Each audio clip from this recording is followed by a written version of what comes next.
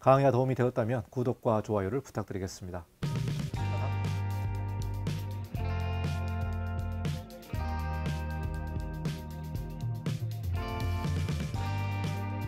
네, 안녕하십니까. 이건영 건축사입니다. 건축물 해체공사 주요 질의답변 국토교통부에서 제공한 이 내용을 마지막으로 좀 공부를 해보도록 하겠습니다. 여러 동을 해체할 때의 면적 기준과 해체 허가, 신고에 관련된 기준이 어떻게 됩니까?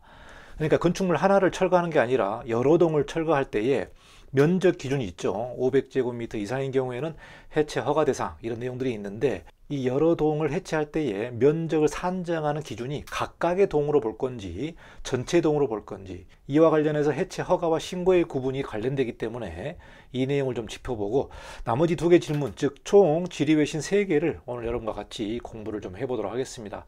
해체 공사에 관련된 여러 가지 질의 답변 내용들이 있는데, 이 부분을 보시고 여기에서도 좀 애매한 부분이 있다면 여러분은 건축 담당 공무원하고 협의를 하면서 결정하시면 될 것 같습니다. 모든 법령이 모든 케이스를 다 커버할 수가 없기 때문에 이 법령은 주요한 내용을 크게 이렇게 언급을 하고, 디테일한 내용들은 또 공무원들이 재량적으로 판단할 수 있기 때문에 법령에서 나오지 않는 내용들은 공무원하고 잘 협의하시면 될 것 같습니다. 자, 그러면 마지막으로 건축물 해체공사 질의답변 살펴보도록 하겠습니다. 자, 해체공사 허가 또는 신고 대상을 판별할 때에 연면적은 개별 건축물 단위인지 전체 동을 하나로 묶어서 볼 건지, 이 질문이 되겠습니다. 자, 연면적은 건축법 시행령 119조에 따라서 하나의 건축물 각 층의 바닥 면적의 합계로 정의하고 있다. 그러니까 건축법 시행령 119조를 보면 면적에 관련된 내용이 나오는데요. 건축물의 연면적을 판단할 때에 각 층의 바닥 면적을 다 합한 면적이 바로 연면적이 되겠습니다. 연면적. 물론 지하층까지 다 포함이 되겠죠. 그래서 이 부분이 건축 연면적에 관련된 건축법에서 말하고 있는 정의가 되겠습니다. 자, 해체 공사를 신고하거나 허가할 때에 이 적용하는 연면적, 즉 500제곱미터의 기준이 되겠는데, 이 연면적의 기준 또한 개별 건축물 단위로 산정을 해야 된다. 자, 그러니까 건축물이 A동이 있고 B동이 있고 C동이 있을 때 이 3개 동을 철거를 할 때에 면적을 판단하는 기준은 개별 건축물로 본다는 거죠. 개별 건축물 단위로 해서 면적을 산정하기 때문에 여러분이 이 3개 건축물을 다 합해서 면적을 보는 게 아니고 개별 건축물 단위로 연면적을 판단을 해라. 이렇게 국토부에서 해석이 나와 있습니다. 이 부분은 여러분이 여러 동을 철거할 때에 해당 법규를 좀 잘 살펴보시면 될 것 같습니다. 자, 두 번째 질문도 같은 연관된 질문인데요. 여러 동의 건축물을 해체할 때에 각각 신고 또는 각각 허가를 득해야 하는지, 이러한 질문이 나와 있고요. 여기에 답변을 보시면은 해체 허가를 접수하는 방식에 대해서는 별도로 규정하고 있지 않습니다. 그러니까 건축물 관리법에서 해체 허가를 접수하는 이 방식에 대해서 구체적으로 규정하고 있지 않다. 이렇게 나와 있고요.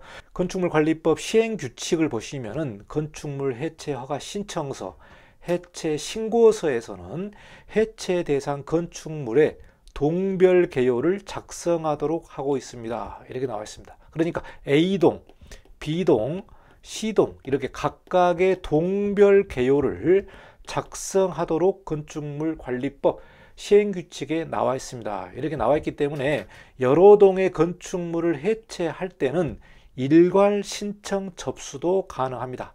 그러니까 3개 건축물을 철거할 때에 각각의 허가 신청을 하는 게 아니고 한꺼번에 일괄적으로 신청과 접수가 가능하다.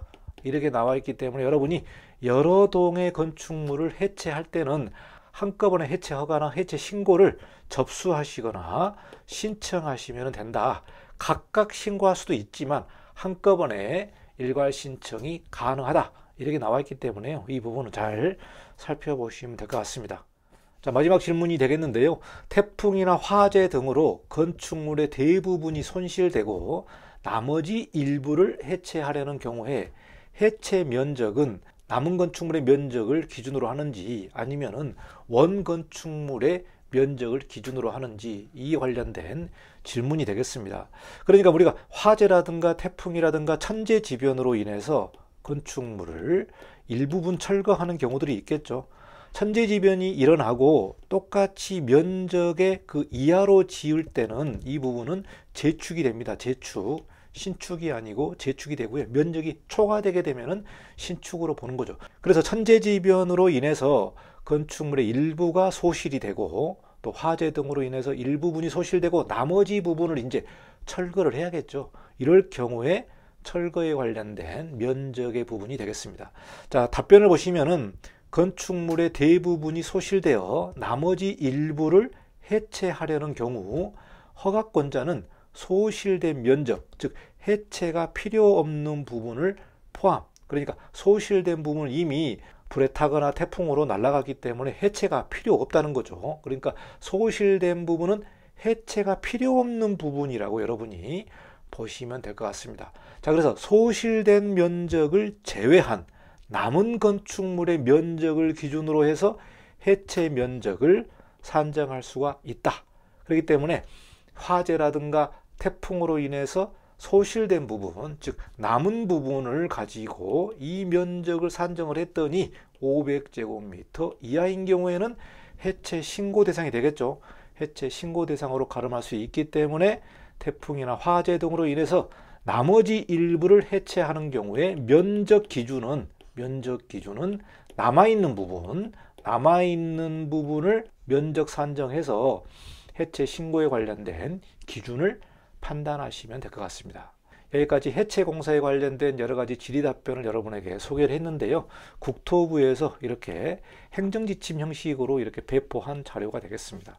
자, 여기까지 해체에 관련된 내용을 마치고, 그래서 여러분이 해체에 관련된 내용을 진행을 할 때에 법에 나와 있지 않는 애매한 부분은 여러분이 국토부에 질의를 한다든지 아니면은 담당 공무원하고 꼭 협의를 해야 되겠죠. 협의를 해야 됩니다.